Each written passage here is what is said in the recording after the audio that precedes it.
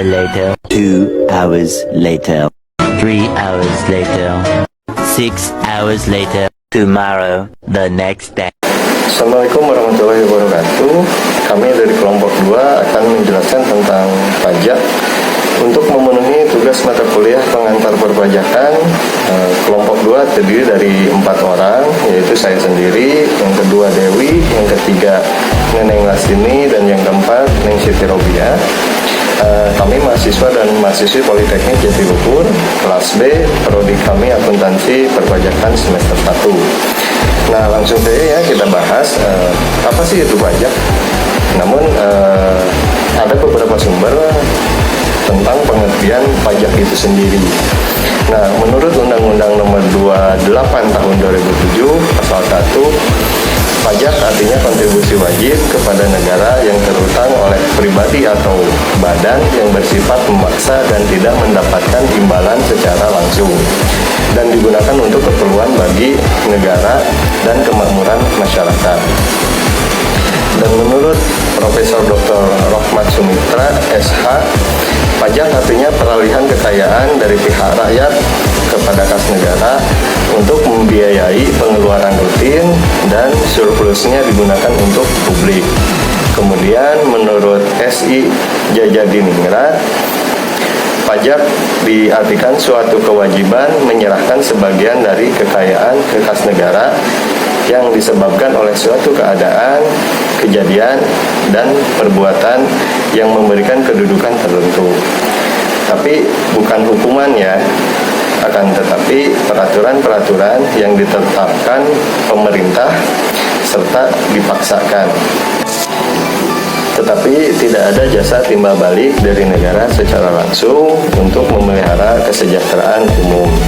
Kemudian menurut Dr. N.J. Friedman, pajak diartikan sebagai prestasi yang dipaksakan sepihak oleh dan terhutang kepada penguasa menurut norma-norma yang ditetapkannya secara umum, tanpa adanya kontraprestasi dan semata-mata digunakan untuk menutup pengeluaran-pengeluaran umum. Nah, pajak bukan hanya kontribusi ya, tapi di dalamnya ada fungsi, klasifikasi, dan sifat. Nah, untuk lebih jelasnya akan dipaparkan oleh rekan saya. Perkenalkan, nama saya Neng Siti dari kelas B, prodi akuntansi perpajakan. Di sini saya akan menjelaskan fungsi pajak. Fungsi pajak yaitu merupakan kontribusi finansial dari warga negara dan perusahaan kepada negara, menjadi salah satu instrumen keuangan negara yang sangat vital. Fungsi pajak tak hanya sebatas sebagai sumber pendapatan, tetapi juga sebagai penopang berbagai program pembangunan dan kesejahteraan sosial. Berikut ada beberapa fungsi utama pajak. Di sini saya akan menjelaskan fungsi anggaran, juga fungsi mengatur. Fungsi anggaran yaitu budgeteer, dan juga fungsi mengatur yaitu reguleran. Fungsi anggaran atau budgeteer yaitu sumber pendapatan negara. Pajak berfungsi untuk membiayai pengeluaran-pengeluaran negara untuk menjalankan tugas-tugas rutin negara dan melaksanakan pembangunan. Lalu selanjutnya ada fungsi mengatur atau reguleran, yaitu pemerintah bisa mengatur pertumbuhan ekonomi melalui kebijaksanaan pajak. Dengan fungsi mengatur pajak bisa digunakan sebagai alat untuk mencapai tujuan. Contohnya dalam rangka melindungi produksi dalam negeri, pemerintah menetapkan BA masuk yang tinggi untuk luar negeri. Perkenalkan, nama saya Neneng Lastini dengan NIM 202562310040 dari Prodi Akuntansi Perpajakan kelas B. Saya dari kelompok 1 mata kuliah pengantar perpajakan. Di sini saya akan melanjutkan penjelasan mengenai fungsi pajak. Salah satu peran penting pajak dalam perekonomian yaitu sebagai fungsi redistribusi dan fungsi stabilitas.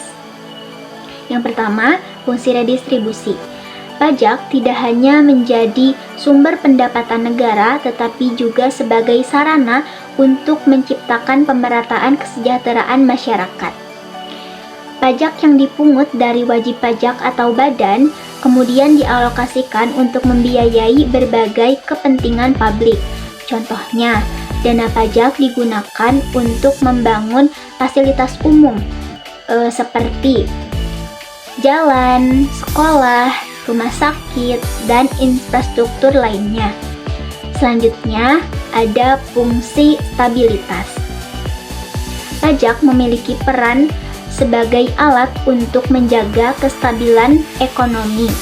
Maksudnya, pajak digunakan pemerintah untuk mengatur kondisi ekonomi agar tetap stabil, terutama dalam hal inflasi dan pertumbuhan ekonomi. Ketika inflasi atau harga barang terus meningkat, maka pemerintah dapat mengatur jumlah uang yang beredar di masyarakat dengan melalui kebijakan perpajakan. Misalnya, ketika pendapatan masyarakat naik, maka pajak yang harus dibayarkan juga ikut meningkat. Sebaliknya, ketika pendapatan masyarakat menurun, maka pajak yang harus dibayarkan juga ikut menurun. Dari dua fungsi yang sudah saya jelaskan, dapat kita simpulkan bahwa pajak tidak hanya menjadi sumber pendapatan negara, tetapi juga sebagai instrumen penting untuk menjaga kestabilan ekonomi serta menciptakan kesejahteraan masyarakat. Kemudian ada klasifikasi pajak. Klasifikasi pajak terbagi menjadi 3, yaitu yang pertama berdasarkan golongan, yang kedua berdasarkan sifat, dan yang ketiga berdasarkan pemungutan. Yang pertama berdasarkan golongan terbagi menjadi 2, yaitu pajak langsung dan pajak tidak langsung. Pajak langsung adalah pajak yang harus ditanggung sendiri oleh wajib pajak dan tidak bisa dibebankan kepada pihak lain. Contohnya, pajak penghasilan atau PPh. Ketika seseorang mendapatkan penghasilan, maka ia wajib membayar pajak sesuai dengan kemampuan ekonominya, tetapi tidak bisa dibebankan kepada orang lain. Adapun PBB atau pajak bumi dan bangunan yang juga merupakan pajak langsung. Selanjutnya, ada pajak tidak langsung. Pajak ini berbeda dengan pajak langsung. Pajak tidak langsung dapat dibebankan atau dialihkan kepada pihak lain. Pajak ini tidak dipungut secara berkala, melainkan pada saat tertentu. Misalnya, pada saat terjadinya transaksi. Contohnya, pajak pertambahan nilai atau PPN. Ketika kita membeli barang di toko, maka harga yang kita bayar itu sudah termasuk dengan pajaknya. Artinya, penjual menyetorkan pajak kepada pemerintah, tetapi konsumen menanggung pajaknya. Perkenalkan, nama saya Dewi dengan NIM 202562310023 dari Program Studi Akuntansi Perpajakan kelas B. Di sini saya akan melanjutkan penjelasan mengenai klasifikasi pajak.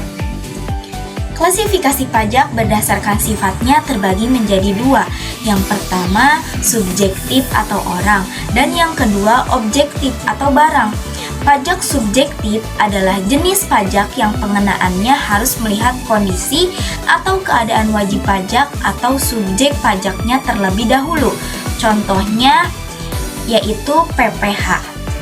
Yang kedua, pajak objektif adalah jenis pajak yang pengenaannya memperhatikan objek yang mengakibatkan timbulnya kewajiban pajak atau dengan kata lain tidak memperhatikan subjeknya. Contoh dari pajak objektif yaitu PPN.